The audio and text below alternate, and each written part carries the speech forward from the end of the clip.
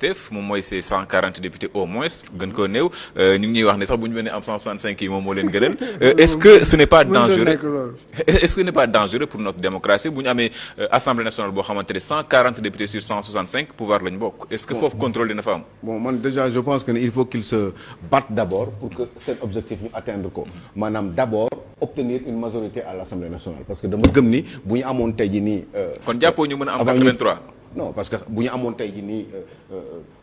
comment dire bu ñu amoon majorité même bu fekkee ni sax relative la à l'Assemblée nationale avant ñuy dissoudre kon du ñu mës a dissoudre c'est d'une évidence donc seen priorité moo doon normalement de pouvoir faire tout pour am une majorité ndax li ñu bëgg ñoom ñu def ko parce que dañuy politique ñoom la ñu fal présidence de la République exécutif bi ñoom ñoo am le contrôle ils ont envie que ni l'exécutif soit justement sur la même longueur d'onde que le pouvoir législatif maanaam il faut qu'il y ait une convergence de majorité je suis d'accord avec ça mais il faut pas j'en sais rien man c'est ce que je pense mais ñoom xëy na boo gisee dañuy élever la barre haute pour éventuellement tenter d'avoir au moins la majorité relative pour mën a contrôler léegi nag li ci des mooy. Aliou depuis plusieurs législatures li ñuy ñaxtu Sénégal moom mooy dañuy am li ñuy woowee majorité mécanique majorité boo xamante ni lu président de la République wax ñu def ko. est-ce que avec 140 députés mënuñ am majorité bu mel noonu. est-ce que du risque ci contrôle de l'action du gouvernement. léegi li nga wax ni par exemple ni majorité mécanique boobu man moo tax justement may xeex pour mën a. comme ni ma la ko waxee dugg assemblée nationale parce que su ma duggee assemblée nationale lu bari yoo xam ne dinaa ko def ñoom bu ñu waxee dëgg dinaa ko wax bu ñu waxul lu dul dëgg dinaa ko wax bu ñu proposé loo xam ne gis naa ni intérêt réew mi la dama koy nangu bu ma gisee ni am na yoo xam ne c'est en rien lié aux intérêts du pays bu boobaa non seulement du ma fa yam mais dinaa ko wax dinaa jéem a convaincre au niveau de l'assemblée nationale les députés pour que ñu xam ni lii du dëgg changer ko dinaa ko yuuxu ci biti aussi et puis dinaa surveiller de très très près les actes justement yi nga xam ne moom le gouvernement yi di poser pour doxal réew mi voilà c'est tout léegi nag bu fekkee ne nag ñoom sénégalais dañu bëgg une majorité mécanique boo xam ne ñëlee lu ñu def rek ñu ne leen waaw ça veut dire que aussi on continuera toujours à berner les sénégalais c'est pour ça que man je dis haut et fort qu'il faut absolument qu'il y ait des candidats indépendants des candidats qui peuvent justement qui sont capables et peuvent rentrer à l'Assemblée nationale avec justement des moyens intellectuels des moyens justement ci wàllum xam-xam qui leur permettraient justement non seulement pas di xeex justement ce régime-là parce que s'ils font comme je le dis s'ils font des bonnes propositions il faut savoir les accepter même des fois même les améliorer bu fekkee ne gis nga ci loo xam ne mën na leen améliorer mais par contre nekk ay députés yoo xam ne da nga ñëw taxaw di yuuxu di sànneeku naan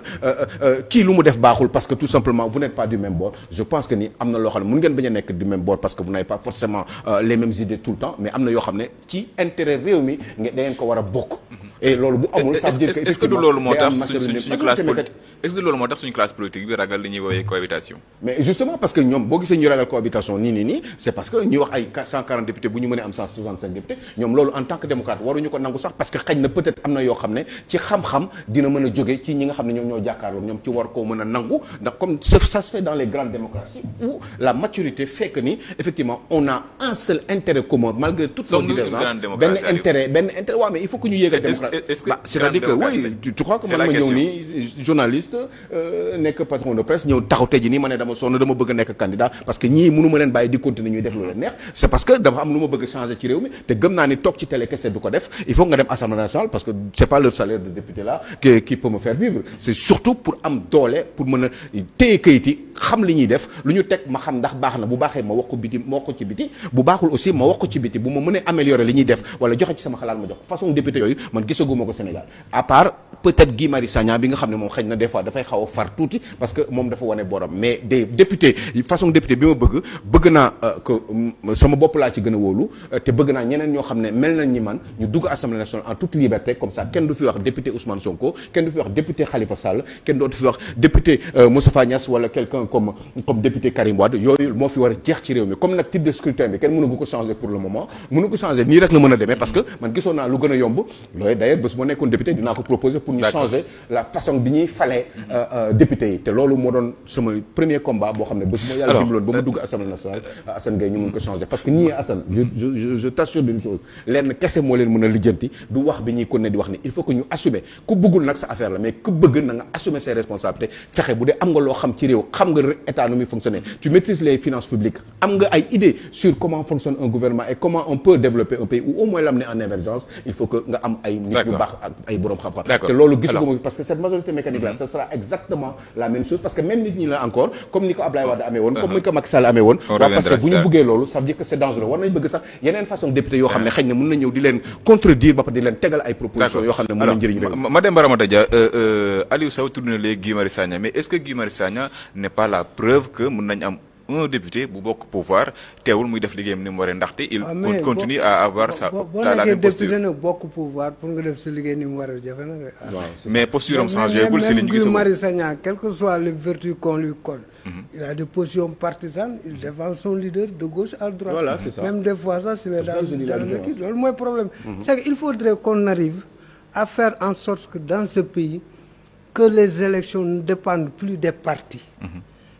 Par exemple ñu ne nañuy voté liste bi circonscription ñi dëkk Guédiawaye ku bëgg a nekk député dëkk Guédiawaye tu t'inscris sur à Guédiawaye ñu def élection non on élimine ça amul benn njëriñ. c'est pour ça que j'avais toujours proposé la rupture rêvée bu dee lii la du dem fenn parce que bu la ci kenn naxa du dem député bu am couleur day défendre ay couleur am quel que soit et puis député loolu bu la ci kenn nax amul mënu nii conditions yi mënul changer dara il faudrait ñu changer armature architecture de députation bi ba nga xam ne député bi day xam ne dafa am liberté sur toute la ligne man Fuuta laa dëkk waa Fuuta nommé ma du ay liste nationale ñun di loolu amul benn njëriñ finalement ça revient au même yéen a baa ngi fi mais rupture pour mu am dans ces conditions dina ma bett loolu parce que député yi dañoo am couleur te ñi lay fal aussi ci liste nationale bi boo deful seen waay boo waxul liñ la ne prochaine élection doo bokk bu ñuy falal c'est arrivé à un député de Wade il avait ramé à compte courant contre Wade en l'assemblée na fàtte naa tur bi mais législative ba ca topp mais kenn bindul turam donc dañ ko génne sur toute la ligne même département bu mu dëkk xëccu na ba sonn gars yi bañ donc ça veut dire que il nous faut des réformes profondes sur le plan législatif pour ñu arriver à une rupture réelle et c'est une rupture maquillée moo tax ma doguma rek si j'ai 30 secondes ma compléter Mademba Ramata Dia moo tax nag justement ça fait quand même au moins 5-7 ans je crois que yàgg na quand même plus de 7 ans au moins que je propose qu'on change ce type d'assemblée ce type de scrutin là diviser li ngay wax ni mooy diviser le Sénégal en circonscription électorale ñu xool comme on a besoin de 165 députés mais gox bu nekk ñu xool nu ñuy def bu dee Kër Massar selon la densité par rapport à la densité proportionnellement à la densité de la population ñu xool bu dee Kër Massar am nañu Kër Massar fi mu nekk nii 2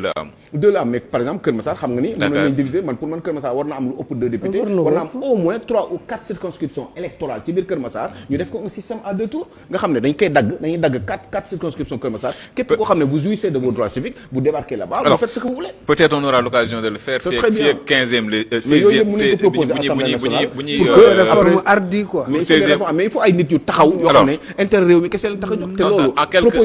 en quelques minutes Aliou en quelques minutes sur la reddition des comptes peut-être réforme yooyu pour 16e législature bi lay doon mais 15e bi fi mu nekk nii c'est mort parce que même processus bi moom moo leen di fan sur la question de la reddition des comptes jamono ji installé nañ pôle judiciaire financier bi laataa ñu ko installé y a beaucoup de personnalités yoo xam ne ñu ngi woon si le régime du président Macky Sall ñu tere woon leen génn est-ce que foofu dañ danser wuñ plus vite que la musique yoon toppagu leen mais mënuguñ génn waaw xam nga c'est très complexe parce que pouvoir aussi yenn saa yi day utiliser ay mécanismes yoo xam c'est difficile à saisir mais man jàpp naa ne comme que yoon épinglé ko la mënoon nañ leen bàyyi ñuy vaguer à leurs sociétés ou bien ñu notifier leen ko xamal leen ne yéen ñi war leen génn réew mi mais rafetul ci kilifa nga bàyyi ko ba mu dem ba aéroport koo ko fay téye di ko kii ñëpp donc ça veut dire que loolu moom sur ce plan là mais l'essentiel le pôle financier est là il va bien commencer na liggéeyam déjà parce que on nous apprend que quelques dossiers teg nañ ko ci table ils seront convoqués incessamment ñi mu intéressé donc ça veut dire le pôle financier est là l'essentiel pour man na fexe daal ba liggéey bi mu def ko en toute transparence en toute responsabilité et comme ni ñuy waxee gars yi dans la mesure dans leur intime conviction. Sur cette question d'interdiction de sortie Aliou ñi nga xamante ñoom ñoo bokkoon ci nguur gi te ñi nga xamante jamono ji mënuñ génn ñu si bëri dañoo jàpp ni dañoo leen commencé dañuy def li ñuy woowee chasse sorcière maanaam jiiñ leen dara topp leen te fi mu nekk disons tere leen génn te yoon tegagul dara seen kaw. parce que impression boobu la Sénégalais di am parce que tout simplement on aurait comme l'impression que ni nit ñi dañ leen téye te yoon waxagul ci ñoom dara donc maintenant il faut lever cet équivoque là voilà fexe ba expliquer Sénégalais la moo tax ñu téye leen mais des mesures conservatoires un État peut les prendre en temps utile te sans pour autant nit ki ñu yoon commencé daal ci kawam parce que tout simplement on a des soupçons parce que on pense que ni dañu war a processus normal bi nga xam ne moom moo war a lijjanti mbir mi par voie de justice eh bien temps bu muy am est-ce que ce n'est pas une manière de protéger l'enquête fexe bu heure bu ñu leen soxlaa gis leen. mais loolu laa expliqué nii mooy processus voilà da nga ma defal raccourci rek mooy processus bi eh ben peut-être que dafay xaw a yéex ñoom bëgguñu gars yi daw parce que tout simplement gëm nañ ni ils sont convaincus que ñii am na lu ñu def par rapport ak justement quelque éventuellement crime économique mais loolu yëpp mënuñu wóor tant que leeral lu ñu mbir mi une chose est sûre mooy au moins le monsieur là man moom xam nga man je pense que il faut beaucoup de bonne foi et de gëm yàlla ak nit boo xam ne dafa indépendant en tant que procureur et ki ma dégg nii wax dëgg yàlla muy Mbacké Fall man de kilifa bu maanu wax na man xamuma ko mais kilifa bu maanoo maanu wax na ma nit ku gëm yàlla la nit ku dëggu la te loolu mu ne il n'y aura pas de règlement de compte dina ko def parce que nit ku jub la te moom ñoo màggandoo bi ma waxee loolu nag ma ne xañ na dëgg la parce que man d'habitude gars yi du ma leen gëm quand ils disent des choses comme ça parce que y a toujours ay effets de partisanerie yoo xam ne moom la ñuy doxal bu ñu téyee nguur que ce soit Macky Sall et je le disais même avec Macky Sall ou même pendant que Abdoulaye Wade était au pouvoir ñoom à chaque fois quand je dis ils sont tous pareils c'est que quand ils arrivent au pouvoir ils font tous la même chose quand ils sont dans l'opposition ils ont un autre comportement mais quand ils arrivent au pouvoir ils ont le même ils deviennent la même chose ni ñu doon xeex ñoom loolu la ñuy dundee après attitude yoo la ñuy am léegi nag ñi nga xam dañ leen yóbbu palais ñi leen yóbbu dañ dem ba aéroport ñu leen jéem a toroxal noonu wax dëgg yàlla il faut qu'ils nous expliquent véritable parce que pour man c'est grave jusqu'à un certain point boo demee ba gars yi ñi nga xam ne ay kilifa lañ téye woon réew mi amoon ci ay ndombol tànk nga dem ba téye leen ne leen gars yi du ñu génn c'est parce que war nañu am ay soupçons yu grave ci seen i ndodd et j'espère que ni ëllëg duñu leen bàyyi noonu parce que pour man Abdoulaye Seydou Sow lu garaaw la def ci réew mi pour man Lat Diop lu garaaw la def ci réew mi pour man Manar Sall lu garaaw la def ci réew mi te ëllëg te ñoom quand même en tant que responsable en tant que autorité yàlla ñu jox leen ndombal tànk ñu jox leen réew mi ils doivent je pense que ils doivent être des gens sincères parce que bés bu ñu leen bàyyee nii ñu dem rek ñu def comme si de rien n'était comme dans le régime de Macky Sall après on fait comme si de rien n'était bàyyi leen définitivement ça voudrait dire que effectivement ñii ay nitu caaxaan lañu donc pour pouvoir faire confiance définitivement à cette autorité là il faut que ñu expliquer man parce que man je pars du principe que si sama njort ne ñii ma la cité nii te ñu téye leen aéroport lu garaaw la ñu def moo tax ñu ne Abdoulaye Seydou Sow doo dem seetaani match parce que ci seetaani match boobu sax mun nga fa jaaree dem doxi sa soxla feneen bañ a dellu si waat Sénégal kon ça veut dire que c'est grave li ñu xam ba téye leen te bañ ko wax